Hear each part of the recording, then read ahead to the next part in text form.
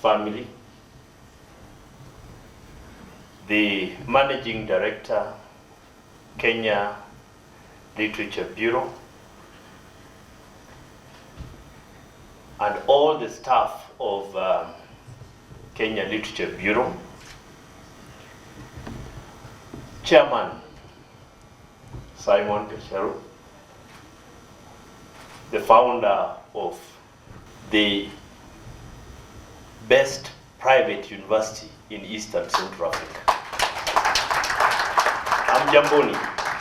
As a guest speaker, I'm not here to review this book.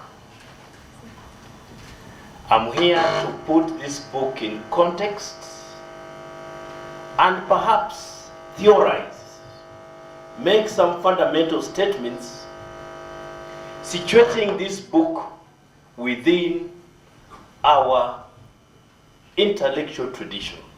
It is with humility and gratitude that I stand here to talk about this new offering by perhaps one of Kenya's working libraries or our political and journalistic history. Here is a man who needs no introduction. A man who has trod the corridors of political power for 4 decades like a colossus, albeit humble to the hilt. He remains humble even as he interacts with who is who. Let me begin by making a few remarks about the significance of this book in the context of our political memory and identity. We are living in a nation where very few of us value cultural artifacts. Many in the political class openly despise cultural studies and disparagingly dismiss the study of literature, the study of history, folklore, anthropology, and popular culture. Within such an environment, the younger generation of Kenyans lack role models, and of course this is important in the formation of their identity. This is dangerous. They live in a void and have difficult finding meaning in life.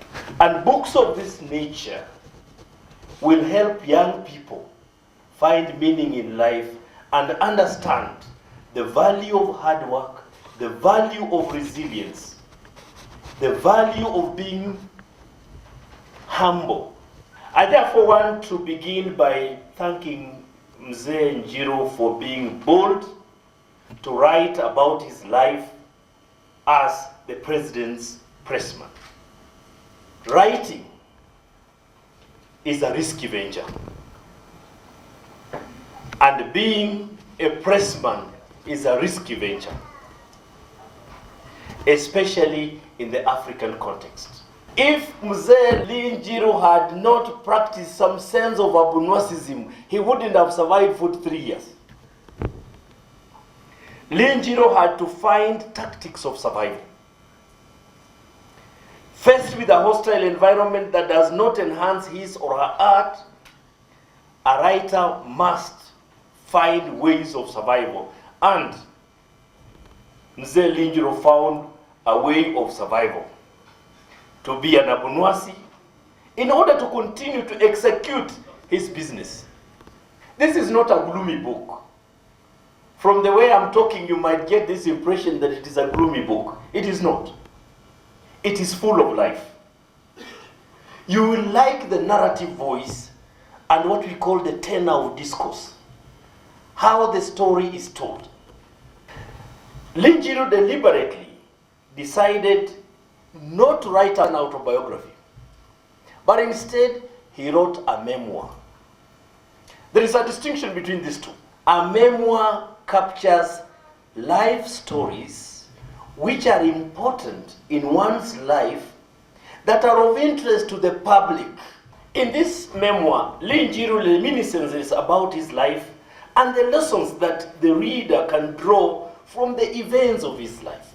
In fact, he invites you to look at what he has gone through and the events and activities that went on around him, to invite you to simply draw lessons from it. In actual fact, he adheres to the principle that memoirs deal with a slice, only a slice, a portion of events in one's life, rather than the whole life. It is gratifying to me as a fictional writer that Njiru adopts a fictional writing technique, just presenting to you a nice story. Those of us who have read A Long Walk to Freedom by Nelson Mandela will bear with me that there is a sense in which this memoir talks to Nelson Mandela's Long Walk to Freedom, especially in terms of narrative technique. A story that holds the attention of the audience. He skillfully builds suspense, even within the whole process of presenting facts. He will delay in order to capture you, and he will drop the facts as you proceed to enjoy the book. He also creates settings that bring scenes to life to the reader, and he also manages to show and tell at the same time. Lee decides what events and people are important and should be included, and he drops them into the narrative and allows you to see the true image of the people. The value and the strength of this memoir also lies in factual details that it presents, and especially how the author draws the readers, allows them to picture the world that he is describing. The younger generation who need role models to emulate, who need to understand our history and our recent history for that matter. This book also paints a true picture of presidents as human beings with weaknesses that you and I have. Njiru simply tells you those who occupy those big positions also have their fears, they have their weaknesses, and we need to learn from those weaknesses.